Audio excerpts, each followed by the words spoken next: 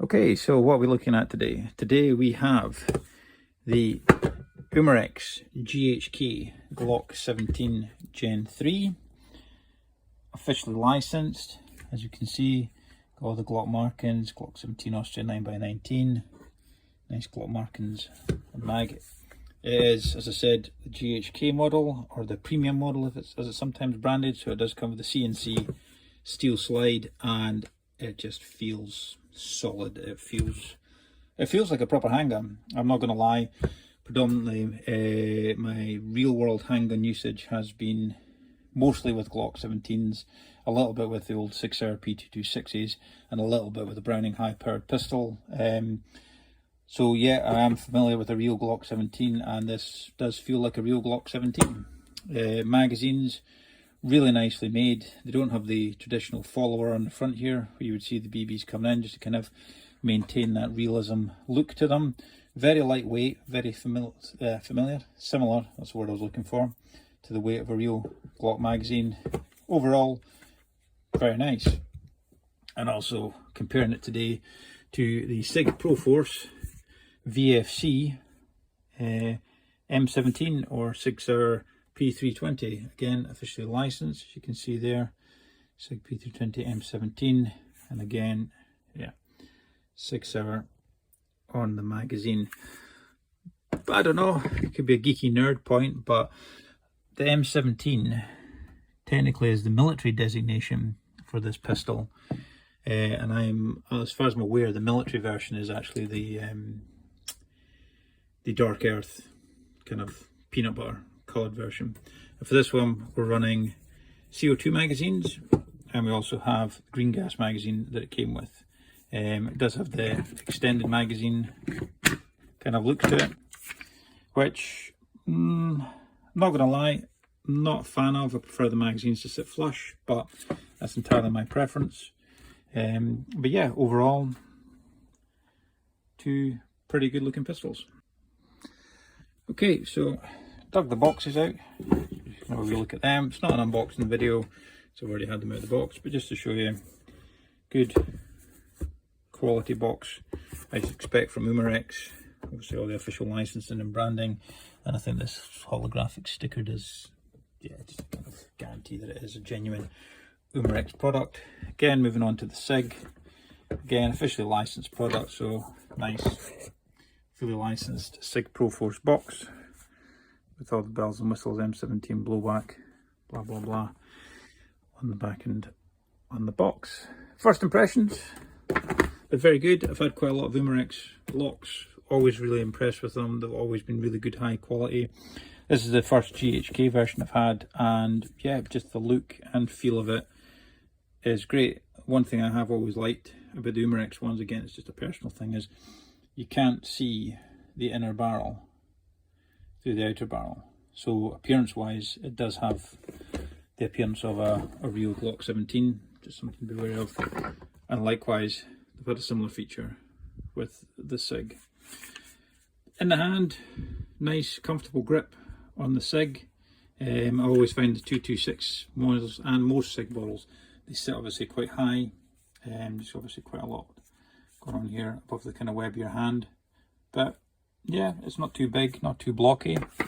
Nice comfortable grip, nice texture on there, so you get a good solid grip on it. Moving over to the Glock, it's a cliche, but yeah, there is no great styling to the Glock. It is just a black box, and it feels like a bit of a black box in the hand.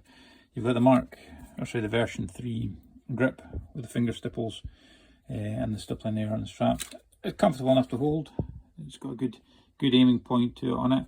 It does feel, certainly for me, I've got quite large hands, but as I pull the tension in on my lower two fingers here, I do feel that has a tendency to kind of want to sit slightly further forward, so it's almost like you're naturally wanting to push downwards as you kind of tighten your grip on it, and you feel like sometimes you need to pull your hand back up for aiming. But that's just kind of par for the course with Glocks, really, just the way they're made, the angle of the grip. Whereas this with the Sig, it just feels like a natural, more kind of punchy, kind of straight out grip to it. Overall build quality, it's very good. No loose parts, no wobbles, everything's very, very nice on them. I've had this Glock for a wee while now. I've had it out gaming, so it's been got a little bit of holster burn, we'll call it, running along here, but otherwise very, very good, very solid pistol. Okay folks, welcome back. So what we're looking at today. Okay, today we have the VFC Sig Proforce M17. We're going to do some shots with it. We have got the standard green gas magazine that comes with it, and we've also invested in some CO2 mags, and we're putting that up against the GHK premium Glock 17 model running solely on green gas magazines. So let's load them up, take a few shots. We are in the garage today. It's probably less than 10 degrees Celsius, so typical sort of summer temperatures for here in Scotland. So, and we've got Vorsk V12 Performance GBB gas, which is pretty much all I use for my gas blowbacks. So let's load them up and have a go. Okay, so we're loaded up with the green gas magazine with about a 5-second charge of gas and using 0.20 gram BPs. Let's have a go.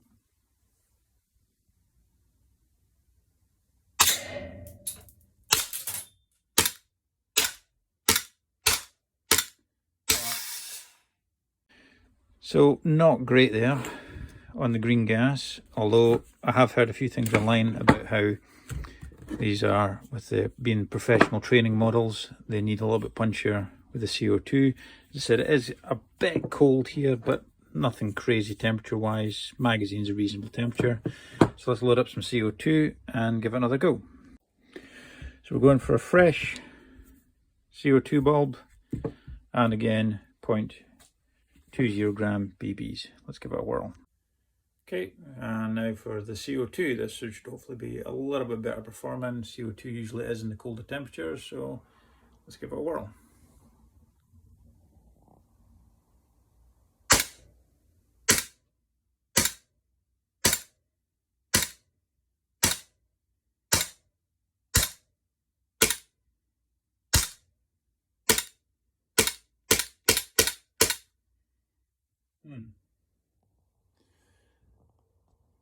That's a fresh CO2 bulb, and it's not punchy enough to lock the slide back.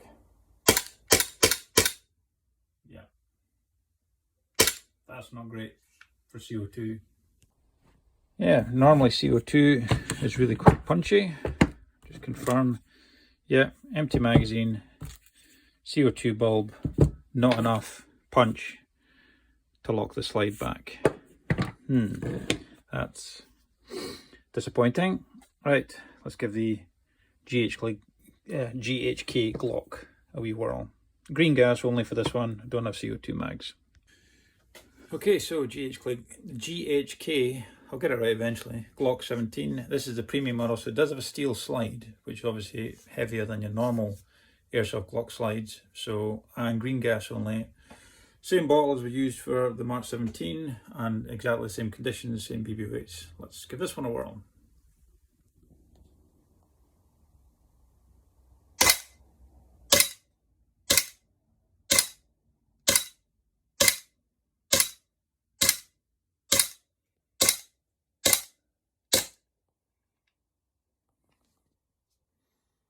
That kicks like a mule. Okay, so quite different results there. As I said, using exactly the same gas, roughly the same sort of charge in the Glock and in the Mark 17, and also the Mark 17 using the CO2 capsules. In this temperature, even with the CO2, not far enough enough power to lock the slide back on empty. Quite disappointing. GHK Glock with the steel slide, so needs a little bit of extra effort to work the slide. Purely green gas, fired off every shot, kicked like a mule, and the slide locked back. No problems at all. Yeah, that's interesting. Okay, so I've had a little play about with both pistols, the Sig Proforce M17 and the GHK Glock 17. Done a little bit of shooting. Not gonna lie, a little bit disappointed in the overall performance of the Sig. It is cold here, it's Scotland after all, so but nevertheless you would like to think that the CO2 capsules would overcome that. I've had CO2 pistols in the past that have performed no problems at all, the cold weather, but there have been a few tales online about these not having particularly great performance in the slightly colder weather. But then on the flip side of that, you compare it to the Glock and green gas, not even using CO2, and it worked fine. Kicked like a mule, no problem at all. So performance wise, I would have to say the Glock takes the lead with them. It's just that little bit more reliable, a little bit more punchy. Which would I prefer? I don't know. I mean, I had a conversation recently, last time I was skirmishing, had a little bit of Glock talk with a couple of the guys that were there, and Glocks are Glocks. Everybody's got a Glock. It's like the Ford Focus of the airsoft world. If you've not got a Glock, then... But as far as airsoft Glocks go, this is quite probably the best, hands down, airsoft Glock I've ever had the use of. I really like it, really like the feel.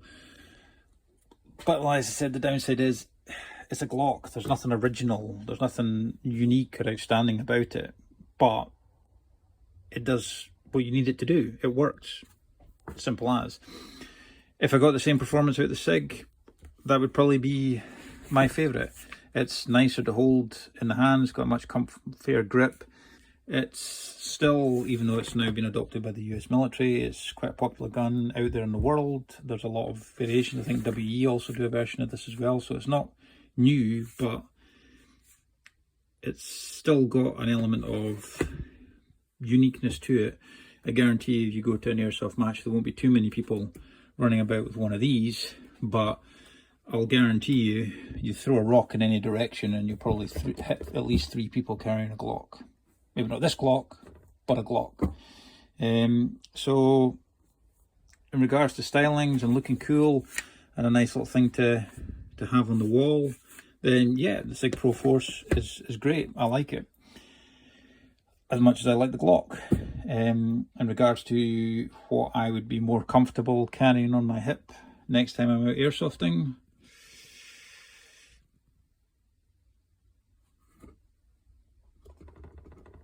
yeah, it's going to be the Glock, I have to say. It just does what you want it to do, and it works. You're not faffing about with CO2 to try and get it working in these cooler conditions. It just works.